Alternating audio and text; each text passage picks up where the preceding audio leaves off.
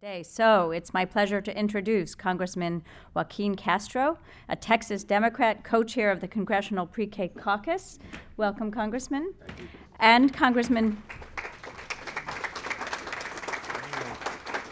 Congressman Buddy Carter. He's a Georgia Republican, a member of the House Education and Labor Committee's Early Childhood Education Subcommittee, and here to lead the conversation, my colleague, Washington Editor-at-Large.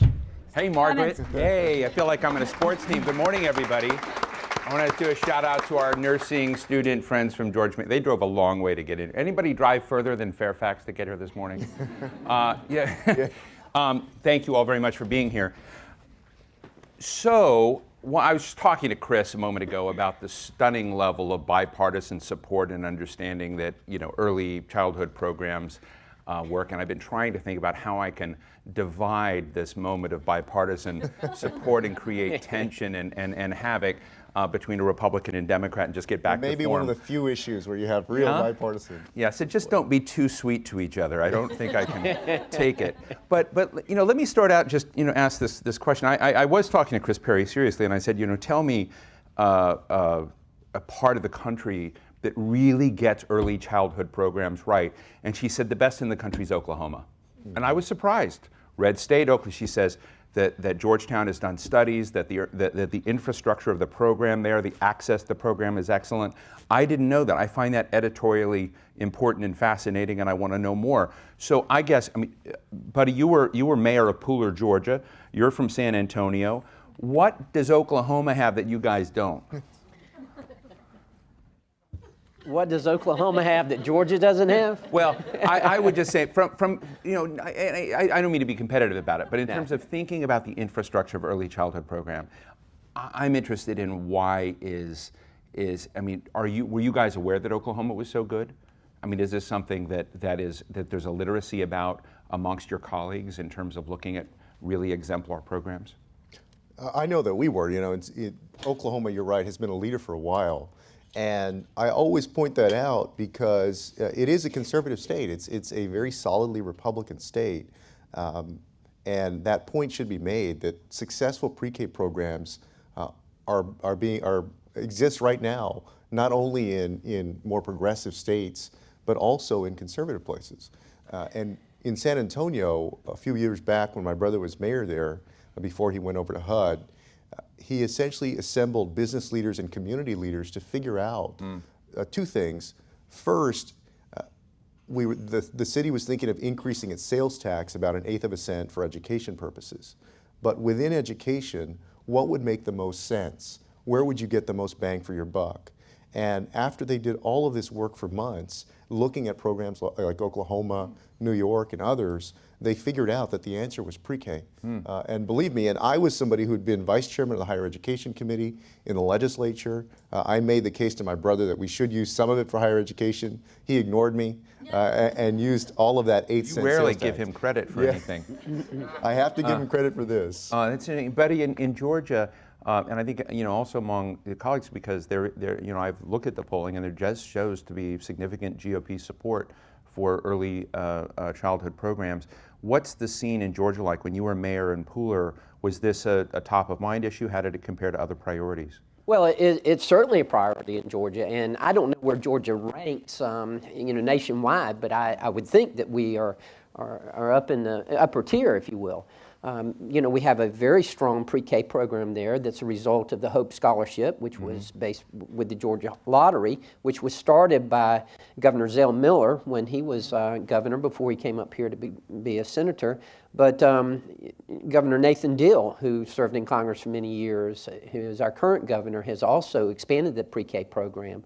It's a very good program that we're very proud of, and certainly, I agree, we want to learn from other states. I think it would be remiss of us not to look at other states where they've had success and to try to emulate that and to see what we can learn from that and see what we can use from that. I want to speak for just a second about the bipartisan aspect of it. It is bipartisan. In fact, I served as a mayor, and then I served in the state legislature, and I started when I was 10 years old. So anyway.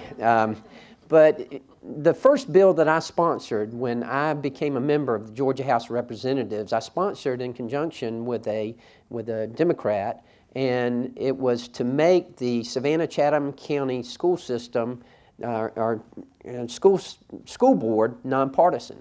And I've always said, shame on any school board member who makes a decision involving a child's education based on partisan politics. And I feel very strongly about that. You know, I think one of the things, we're in this time of choice. The nation is facing this. We're going to have a big, for those of you who are available, on next Monday evening, a giant watch party at the Hamilton stage and do this. And I'm interested in, you know, given the turbulent political winds, is it harder when you come in and talk to us? Because I want to ask you about funding, and when you compare the funding priorities and the funding gap on early childhood education and comparing to other priorities, is this an easy thing to step forward in, given the kind of Trump versus Hillary arena that we're in, or is it hard to make progress on these issues? I would say that unfortunately in this political season, it has gotten overlooked. A lot of policy issues, unfortunately, have gotten overlooked because of the grandeur of the politics, and quite honestly, I think the ugliness of the season. But you know, this is the meat and potatoes for Americans. And when you have mothers and fathers who are thinking about how well their kids are going to be educated, whether they're going to get a strong start, and whether they're going to have a foundation that's going to allow them to graduate from high school, to go on to college, and then just as importantly, to graduate from college and go into their career. But I would say, Steve, I think unfortunately, this and so many other issues have gotten drowned out by the pure politics. Joaquin, you helped co-found the Pre-K caucus. I didn't know there was a Pre-K caucus, but As it of says April. here there is a Pre-K caucus. What do you do? Do you hang out? Do you have pizza? Who are the members? Is it just you, or are there more folks? I guess a caucus requires more than one, but I mean, how's it going? And is there any awareness of it all at all? Do you guys have a Twitter hashtag? We do. We have it all set up. You have a Twitter hashtag? Do we have a Twitter hashtag? My folks are here somewhere in the back. You will after this meeting. Yeah. Well, let me tell you about it. We launched it in April, and there are 4 of us who are co-founding members. There are about 32 members in all, Republican and Democrat. Myself, Congresswoman Clark from Massachusetts, Congressman Cole from Oklahoma, and then Congressman Hanna from New York. And so we've had about 4 events, and you know, we've taken turns covering those different events. Have you invited Buddy to join? I just invited Buddy, yes. He did, and I just accepted. Yes. Okay. Now do you have more Republicans and Democrats in your caucus? It's a pretty good split. I mean, I think we have more Democrats right now, but I told him, because Congressman Hanna is leaving right after this term, that we're going to need another Republican co-chair, so I asked him if he's interested in it. But he said, I'll get back to you. Yeah, no, but it's going really well. So tell me about the agenda. I mean, share with our folks what the agenda is, and I guess, you know, to put some meat on this. Let's say Georgia's great, Texas is great. I mean, I don't know. Somewhere in the country, there are infrastructure access problems, Right. and when you look across questions of which we're dealing with nationally, race, income inequality, and others. How do you get that mix right of getting, you know, really talking about 4-year-olds and getting an educational infrastructure that's more consistent and predictable and paid for? So where does that fit within your caucus priorities, and what advice would you have for folks trying to animate that on the agenda? Well, it's a few things. First, it's an opportunity to highlight the importance of early childhood education within the Congress. Because y'all know that there are a million caucuses in Congress, and of course a million issues that we deal with. One of the most challenging things about this job, and Buddy and I were both in the state legislatures in our 2 states, it was the same thing back then, but even exacerbated in this role, is that you're constantly shifting gears from one issue to another. If you look at your schedule during the day, you'll be sitting there at 9 a.m. and meeting with people on early childhood education. By 10 a.m. you're meeting with folks who are talking about, you know, energy deregulation, and then you're talking about something else and something else and something else. You're voting on a million different kinds of bills. So this was a way to help focus Congress's attention on pre-K education, early childhood education, but also a way to connect with the advocates in town, in Washington and across the nation, to strengthen that push. For example, and there's been some good news recently. You know, the omnibus bill that the Congress agreed to in December of last year included hundreds of millions of dollars for pre-K education. In my home state of Texas, in 2015, the state legislature also allocated about $130 million for pre-K education.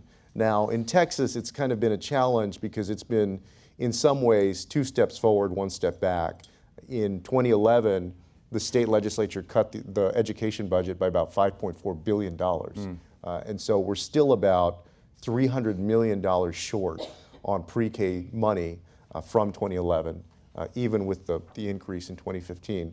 But that's part of the reason that San Antonio took this matter into its own hands. My brother and others said, basically, we're not going to wait for Austin or for Washington to make this decision that pre-K is important. And now San Antonio has the largest offering of pre-K programs of any city in Texas. So it's something that we're very proud of. Buddy, do you think, we're nearly wrapping up the Obama administration. Do you think the Obama administration has failed to make this element of the education portfolio as much a priority as it should have? Well, I think you can make that argument. I'm just asking you whether you're making that argument. Let me say that I think we could make that argument. Right. I agree with my friend because it is difficult as a member of Congress, especially as a freshman member like myself, to focus on just one thing. It's not that difficult to focus, but it's such an array of different issues that are facing us, and sometimes we just get bogged down in it. And certainly, in my years of public service, this is one thing that I've discovered. If we can get it right the first time, get them started right, and get a good foundation, how much it saves us later on. Both as a mayor and as a state legislator, when I was in the state senate, I was chair of state institutions and properties, which included our prisons. And I often thought, gosh, how did it end up this way for so many people? What could we do to prevent this from happening? I mean, we've done some programs on this, what they call the school-to-prison pipeline. Absolutely. And trying to intervene in that. So you think that this is a piece of that? It is a piece of it, and it seems to be cyclical. It's just a cycle of and how do you break that cycle? It's not easy, but it's something that we continue to battle, and I feel like we continue to make progress. I hope we do. I know in Education and Workforce, on the committee, we had a panel earlier this year of young people who had been in the prison system and had gotten out and really were great advocates of how we could improve and give opportunities to those who were in prison. And let's face it, you are heavily influenced by the people around you. And when you get into that kind of situation, it's hard to break loose from that. And that's what we have to do, is to create an environment to where we can get them back into society and get them back into making sure that they're productive members of society. Let me ask you both this. I want to make this conversational and open up to those of you in the audience a minute. And I'm anticipating the next panel and conversation a little bit here, because I had a discussion with Mary Catherine a moment ago, and we always talk about programs in dollars here. We put so many billions of dollars or this much and that, and I think it's by the nature of us being in Washington at that big aggregate level that we don't talk as much about the efficaciousness of how those dollars are spent, how the program outcomes come out. That's why I was very interested in the Oklahoma outcomes. What are they doing to get this right versus others? Do you think that in these kinds of conversations there's a way to bridge between talking about funding levels and talking about outcomes and impact within the policy environment, or are we just stuck with that language and architecture? I think making people understand from both parties the value of a program like this, you have to be able to convince them on those terms, because sometimes the results are not going to bear fruit right away. And let me tell you what I mean by that. I mentioned that I've done a lot of work in the higher ed space, and so I was on the committee for a few terms in the Texas legislature. But I would see, my goal there was to get as many people to college as possible and then get them to graduate. But we realized something that obviously I think all of us realize, that by the time we get to the point where people are getting ready to go to college or getting prepared in high school, you've lost so many folks. so many folks have fallen behind and are needing remediation, are going to do something besides college. And so I think, to your point, helping policymakers understand the long-term value is essential if you're going to see a larger investment in pre-K education. Because if you can't do that, it becomes tougher. You know, I think that's an excellent point, and it's one of the frustrations that I've experienced in my first 2 years here in Congress. And we seem to be firemen. We're just putting out fires, particularly when it comes to our budget. And, you know, we're always looking to save money and not recognizing, particularly in education and in pre-K, how important and how beneficial it can be down the line. I feel that way also. I'm a pharmacist by profession, and I feel that way. The only pharmacist in Congress, That's correct. And do you get a lot of requests on the side? you know, I do. It's interesting. The tweetable moment right there. Who have you written prescriptions for? I had this bright idea when I got here, being the only pharmacist in Congress, that I'd visit the state association. My loving staff sent me in January to Michigan and Iowa. You know, yeah. I reminded them that Arizona and California do have pharmacy associations in January. So, but even in healthcare, you know, I struggle sometimes because we don't seem to understand the value in you know, rewarding good healthcare practices and taking care of our bodies and taking care of our health early on. Wellness and wellness programs. So that's a frustration and experience. But the point that you make is an excellent point, and that is, it's more than just throwing money at it. You know, throwing dollars at it is just not going to work. If you look at Head Start, if you look at that program, you know, you've got 45 different programs, $14 billion, and those different programs have a different set of rules and guidelines. And part of the Better Way plan that Speaker Ryan has come out to drive the legislative agenda for the next Congress for the majority party, hopefully in the Republican Party, it will be, you know, part of that is to have more efficiency and to combine those programs, look at the best practices within the Head Start program, and to make it more efficient and see what we can do to get more bang for our buck.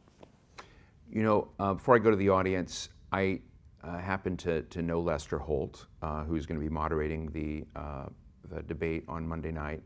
If you were to give him a question, each of you, you'd like me to email him, what would the question be in the early childhood that you would want him to ask? How would you frame it? On early childhood? Yeah. Or, I mean, yeah, if you don't think it's a priority, you can put something else on the agenda. Now, here would be my question, and this is one of the things that I've been pushing for, and I think the candidates should be asked about. Would you allow local entities like school districts to compete directly for federal dollars from the federal government, rather than pushing those through the states? And let me tell you, Steve, why I would ask that question. Because in many states, if a governor single-handedly says, we're not going to take any of this federal money in education, in workforce, and whatever it is, none of the localities, none of the school districts, the 1,020 school districts in Texas, get to enjoy any of those funds. So I would hope that the next president, hopefully Secretary Clinton, will make it such that local school district or local entities are able to receive federal money directly rather than having to just go through the states. Cool question. I'll send that, buddy. You have one? You know, I think I agree. I think the question that I would ask would be similar to this, in the sense that how can we best drive it to the local level?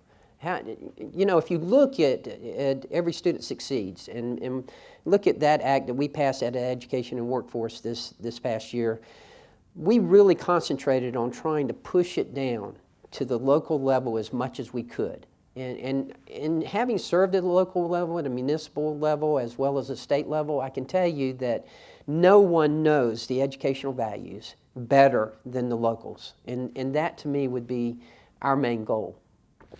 Fascinating. You're actually pretty close in the question that you would pose. Let me open to the floor. Comments here. You're right here in the middle, and we'll bring a mic to you. Millions Hi. of people are watching online. Can you tell us who you are? My name is Diane Schanzelbach. I'm the director of the Hamilton Project, and I'm a researcher in this space. And first, I wanted to. Can you wrap your question? I will. Oh, can I wrap it? No, I cannot. That is absolutely not possible. First, I wanted to just just underscore what Representative Carter said about Georgia. There's two standouts in this pre-K space, and those are Georgia and Oklahoma. Right. The research clearly says that in both of those states, those state pre-K programs expanded access, and then we can actually measure in the literature positive impacts on test scores out through 8th grade. Now, something interesting is Georgia does it for about 2/3 of the per student price as Oklahoma. And so that kind of leads to my question. I'm an economist by training. And something else that we see is when you have these large statewide programs, there are a lot of middle-class families who would be sending their kids to private preschools anyway, who are essentially just getting sort of a check in the mail, and they get to use this program for free. And so I just wonder, how do you think about that trade-off from a budgetary perspective? For, I also for know it's- private schools and versus public schools? or making this universal so that everybody can send their kids to, publicly funded pre-K when, wealthier families would be doing it anyway. I recognize that it's also very politically popular for middle-class families to have free preschool. So I just wondered how you think about So a those quick trade-offs. answer from both. That's a great question. Buddy? Well, look, I'm all in favor. I had a unique experience as a parent. We had 3 sons, and our 3 sons went from K through 5 in public schools and then transferred to a private school. And had a great experience. All 3 of them did well. Thank goodness they took after my wife in the intelligence level, so that helped out a lot. But there is no reason why we should have a barrier there between the private and the public. That should be removed. When it comes to preschool, when it comes to childhood education, everything's on the table. Everything. We should not let any barriers exist whatsoever.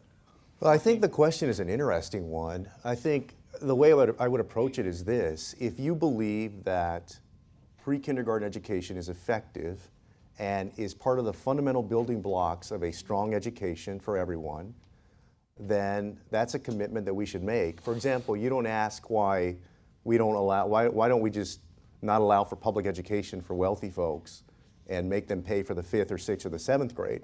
So if you believe that that's a fundamental building block, then it should be included, I believe. I would come back to you another time because I'm really, since it's clear to me you know this, I'm interested in what infrastructure you need out there, whether it's in Georgia or Oklahoma, to get it right. It's one of the questions I'm planning to get into the next panel, but so I'll be, another comment or question. Yes, right here. Why don't we take the gentleman, and I promise to come to you in the next round. Yes. I don't have a question. I just have an observation. Okay, great. It's extraordinary that we have a panel on early childhood education and there are 3 men talking about it. There are going to be 2 women in the next panel. Yeah, so, I understand that. So thank you but so much. that's We could have usually the mixed way them it is, up, so right? it's really, really important. My name's Alan Shedlin, and I'm the founding dadvocate of the Dadvocacy Consulting Group. So Great. Thank you for your comment. We always love to have gender balance. I mean, in our program, just so you know, and I think it's a very serious point. So thank you for raising it. We were very aware of it, and we're going to fix that problem in about 5 minutes. So go ahead. Yes, I'm going to take your question. Right. Hi, I'm Hannah Putman with the National Council on Teacher Quality. A few months ago, we came out with a study on teacher preparation for pre-K teachers and found that even when you require a bachelor's or even a master's degree for pre-K teachers, many of those programs actually ignore the skills that pre-K teachers need to learn in terms of teaching literacy, oral language, math, classroom management. So my question is, as part of this investment in early childhood, what are we able to do to make sure that teachers have the skills they need to be effective in the pre-K classroom? That's one of the most successful parts of Pre-K for SA, which was the San Antonio program, is the rigorous teacher certification and teacher training requirements for those teachers to essentially be in the classroom with the kids. So I agree. I think that we could do a stronger job of that. Buddy? I agree. There's no question. Sometimes I think we're a little bit too tough on our teachers, and you can argue, well, you need to be, and you need to hold them to a higher standard. But at the same time, you know, I just hate to see us put too many rules and regulations and not let them have the ability to perform. Thank you both for a wonderful conversation, very thoughtful. We're going to move to our next panel with two ladies who will be joining us. But big round of applause for Buddy Carter and Joaquin Castro. Thank you so much. Really appreciate it.